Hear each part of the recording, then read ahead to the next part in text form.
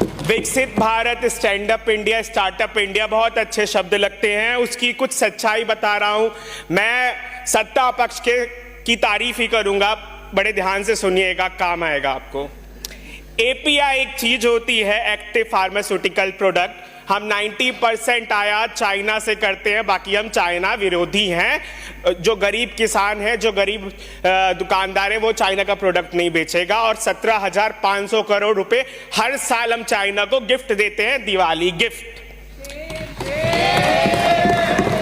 बात करते हैं नमामि गंगे प्रोजेक्ट की, तो ना साफ हुई आपसे यमुना, ना साफ हुई आपसे गंगा, बस साफ हुआ है तो क्या बजट, वो भी अच्छे तरीके से हर साल।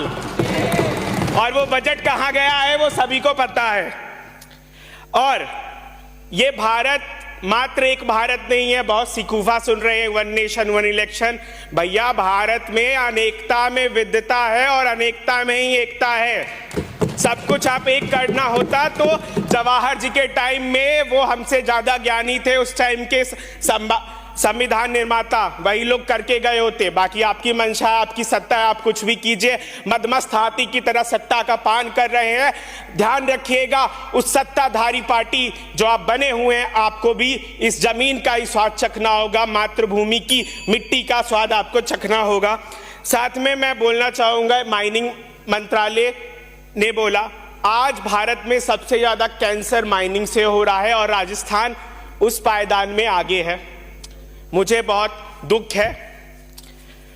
मैं बात करना चाहूंगा पेस्टिसाइड्स का। तो अगर आपको पेस्टिसाइड्स और फर्टिलाइजर मिनिस्ट्री के कारनामे देखने हो तो आप जाओ नदी में, सारे पेस्टिसाइड ही आपको मिलेंगे। और आज का बच्चा आपको खड़ा हुआ मिलेगा तो वो पेस्टिसाइड के साथ ही खड़ा मिलेगा। इसीलिए बच्चे का विवेक नीचे जा रहा है और बेरोजगार ऊपर जा रहा है। और आप उसको एक झंडा दे देते हो, बोलते हो नेशनलिज्म पकड़ो, तभी तुम आगे जाओगे। यही नेशनलिज्म तुम्हें रोटी देगी। अरे भैया, गरीब पत्थर बांध के सो रहा है, जाओ तुम कस्बों में धारावी खत्म कर रहे हो। इसका ये मतलब नहीं धारावी खत्म हो जाएगा। धारावी हर गांव में छोटा छोटा धारावी है। गाजियाबाद जाओ, पॉल्यूशन में जी रहे हैं बेचारे।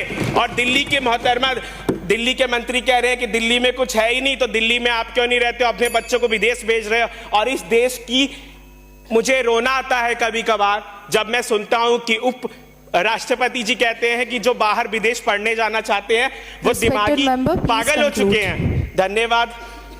तो उन पागलों में से मैं भी एक हूं।